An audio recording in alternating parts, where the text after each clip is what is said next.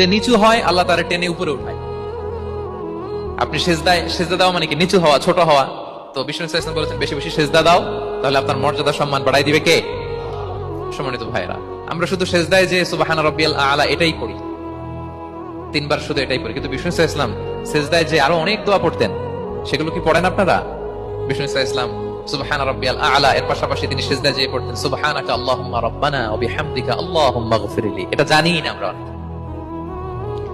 সুবহানাকা আল্লাহুম্মা রাব্বানা ওয়া বিহামদিকা আল্লাহুম্মা ইগফিরলি এর অর্থ হচ্ছে, হে আমার রব, আপনার পবিত্রতা ঘোষণা করছি, আপনার প্রশংসা আমরা করছি, আল্লাহ আপনি আমাকে ক্ষমা করে দেন, আল্লাহুম্মা ইগফিরলি। এই দোয়াটা বিষ্ণু সাল্লাল্লাহু আলাইহি ওয়াসাল্লাম পড়তেন।